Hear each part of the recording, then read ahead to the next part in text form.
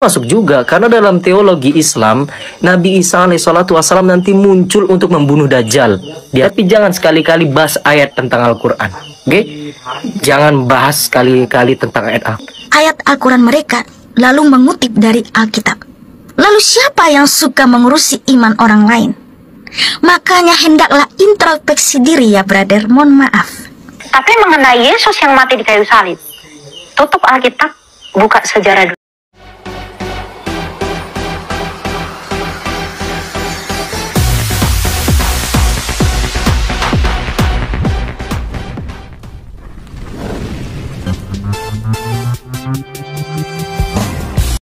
Tidak ada.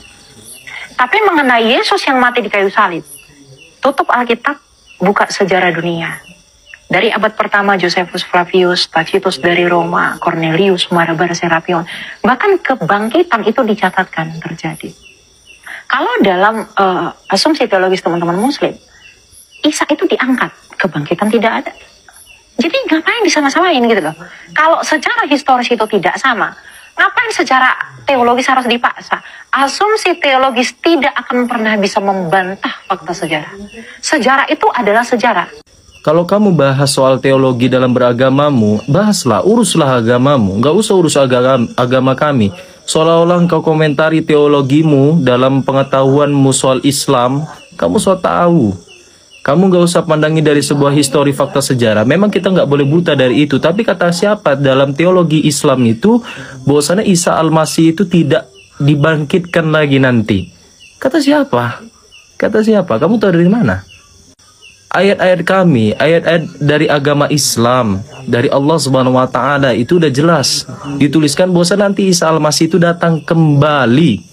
Kata siapa Isa Al-Masih itu tidak dibangkitkan kembali? Kata siapa? Kamu tuh sok tahu soal teologi dalam Islam ini. Jadi saya nggak komentari dengan keyakinanmu. Terserah teologimu dalam histori fakta sejarah memang ingin diperlihatkan bahwasannya memang nanti Yesus Kristus itu akan dibangkitkan dan semua itu akan menuhankan. Itu terserah kamu. Itu terserah kamu. Itu keyakinan kamu. Tapi dalam keyakinan kami, teologi dalam Islam itu bukan demikian. Kata siapa dibutakan oleh historis fakta sejarah? Isa Al-Masih itu dalam keyakinan Islam itu nanti datang kembali. Idz qala Allahu ya Isa inni mutawaffika wa rafi'uka ilayya wa mutahhiruka minal ladzina kafaru wa ja'ilul ladzina tabauka fawqal ladzina kafaru ila yaumil qiyamah. Imam Jalaluddin As-Suyuti mengatakan dalam tafsirnya dari ayat tersebut di dalam kitab tafsir Durul Manthur bahwasanya makna dari inni mutawaffika wa rafi'uka yakni rafi'uka thumma mutawaffika fi akhir zaman, yaitu dengan mengangkat Nabi Isa alaihissalam kemudian mewafatkannya itu di akhir zaman. Berarti di situ ada kembali ke dunia Nabi Isa alaihissalatu wassalam. Kata siapa? Jadi histori ini kalau dicocoki dengan teologi Islam itu masuk juga karena dalam teologi Islam Nabi Isa alaihissalatu wassalam nanti muncul untuk membunuh Dajjal di akhir zaman kelak. Dajjal yang dimaksud adalah Masih Dajjal atau Isa palsunya. Nanti lihat pembuktiannya. Jadi dalam teologi Islam dan histori fakta sejarah Nabi Isa alaihissalatu wassalam itu bangkit kembali nanti ke sini. Bro, jangan buta akan fakta teologi Islam. Jangan dibutakan dari itu. Kata siapa fakta Islam dalam teologinya itu membutakan bahwasanya Nabi Isa itu nggak akan hadir lagi ke dunia. Hadir nanti dibangkitkan bro.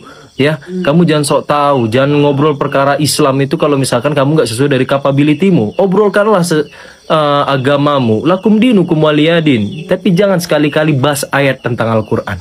Oke? Jangan bahas sekali-kali tentang ayat Al-Quran. Apalagi tentang teologi Islam. Barakallahu fikum wallahu a'lam. Jangan bahas sekali-kali tentang ayat Al-Quran. Apalagi tentang teologi Islam. Barakallahu. Mohon maaf ya brother, izin stage videonya. Jadi gini loh brother ya, sebenarnya Elia itu bukan mau mengurusi atau bahas ayat-ayat di dalam Al-Quran kalian. Tetapi ketika ditanya tentang Tuhan Yesus dengan Nabi Isa alaihissalam, maka Elia berhak menggunakan hak jawab. Dan faktanya dari kalangan kalian sendiri brother, banyak yang menyamakan Tuhan Yesus dengan Nabi Isa alaihissalam. Dan kami sebagai umat Kristen berhak menggunakan hak jawab sebagaimana Tuhan Yesus perintahkan melalui Rasul Petrus di 1 Petrus 3 ayat 15 bahwa kita harus memberikan pertanggungjawaban ketika iman kita diontak-atik.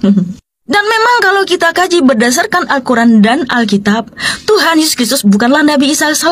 Dari segi silsilah, dari segi fakta historis yang terjadi, dan tujuannya, kedatangannya, pengajarannya, dan lain sebagainya, itu dua pribadi yang sangat berbeda. Tidak ada persamaannya sedikit pun, justru bertentangan.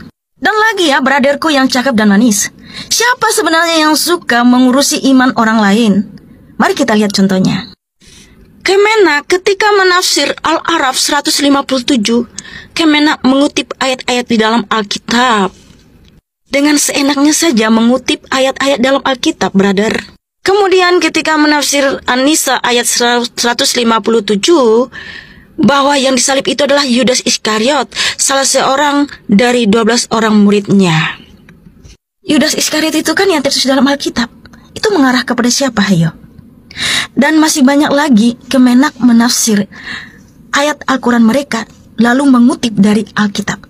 Lalu siapa yang suka mengurusi iman orang lain?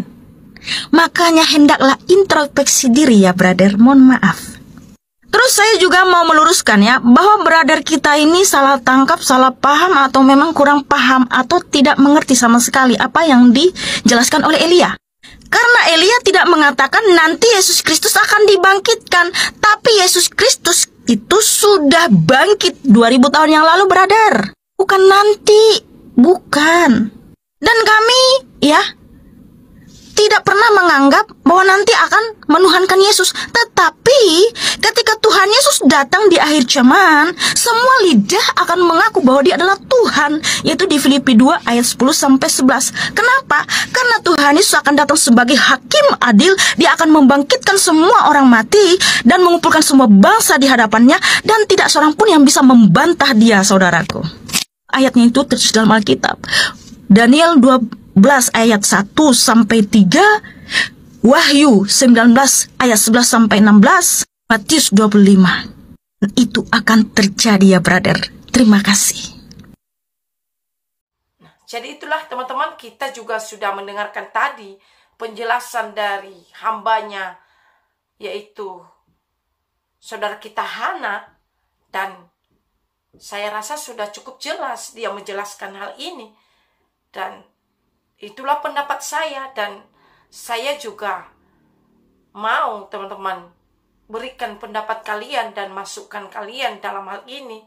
Dan saya juga terus mohon doanya untuk kami dalam channel ini, agar kami semakin dipakai Tuhan dengan luar biasa, dan juga diberikan Tuhan hikmat bagi kami untuk berkata-kata, dan kiranya channel ini diberkati untuk kemuliaan nama Tuhan Yesus, teman-teman.